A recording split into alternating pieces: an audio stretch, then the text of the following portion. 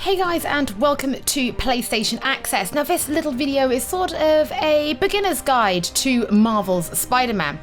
Now before we get started, comic books and their timelines, they can all be a little bit confusing with multiple variations across different timelines, and then we've got reboots and even movie tie-ins.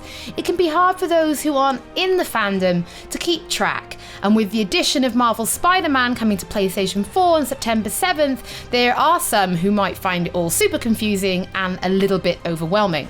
So to help, I've decided to put a little video together, a beginner's guide, to help those people get acquainted with the universe for this game, the story, and the gameplay, and hopefully answer some of the questions you might have. Question number 1. Do I need to read the comic books or watch the films? No, this is their own Spider-Man universe and story, so it's all standalone. You don't need to have read any particular comic books or seen any particular movies to understand the world and the story for this game. Now, if you are totally new to Spider-Man, the game will help you by making sure they introduce you to all the characters in the right way, and there will be character pages where you can go and learn more about their history. Question number 2. Do I need to have played the other Spider-Man games? I know this might sound like a bit of a simple question, but it does at least have a simple answer. No, you don't. Yes, there have been previous Spider-Man games, and this is not linked to any of them at all, so don't worry, you don't need to be dusting off your old PlayStation. Number 3, what is the story about? So in this universe and game, Peter Parker has been Spider-Man for 8 years, so that means this is not an origin story, so this isn't about how he became Spider-Man. He's 23 years old, has graduated college, and is currently working as a scientist. Now the game will start with you taking down one of Spider-Man's biggest enemies, Kingpin, leading Peter to think that he's finally taken down the biggest threat and is all ready to focus on his job and his relationships. However, with Kingpin being gone, it actually opens up the city to a totally new threat. Question number 4. I know a little bit about Spider-Man, so will I recognise any other characters? If you know even a little bit about Spider-Man, you may recognise some other characters such as Aunt May and popular Spider-Man villains such as Rhino, Vulture and Scorpion, but there will be some newcomers too. The game also includes Mary Jane Watson, commonly known as MJ, who is Peter Parker's on and off again love interest, who in this particular universe is an investigative journalist working at the Daily Bugle. Question number 5, will I play as any other characters? Now yes, at some points in the game you'll get to play as Peter Parker, so when you're not being Spider-Man, and you'll also be playing as MJ. Now MJ plays very differently and she takes advantage of her skills as an investigative journalist, so she'll be playing very stealthily. Number 6, what type of game is it? So Marvel's Spider-Man is an open world game set in New York City. Now if you know the city, you might even notice some popular landmarks when you're swinging around, such as Grand Central Station. And if you've seen the Marvel Avengers films, you might even notice some other key buildings, such as Avengers Tower. Question number 7. Do I have to unlock the map, or can I just start swinging around New York City straight away?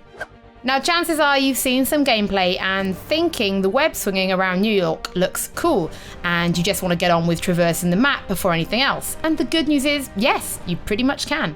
After playing the opening mission, the map will unlock and you can go wherever you want. However, there are towers around New York City that the government used to help them monitor activity.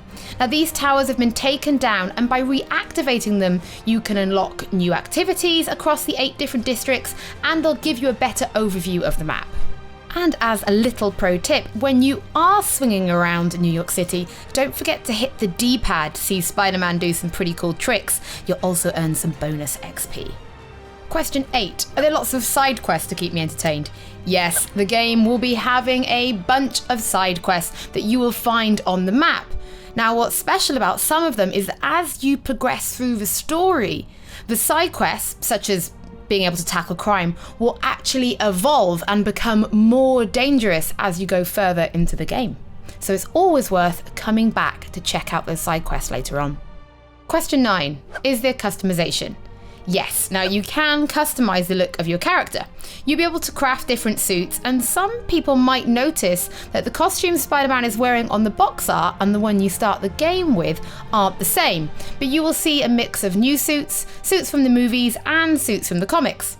Most of those suits will come with powers, which means you can add an ability to the suit, and you can mix and match how you want to look with your abilities.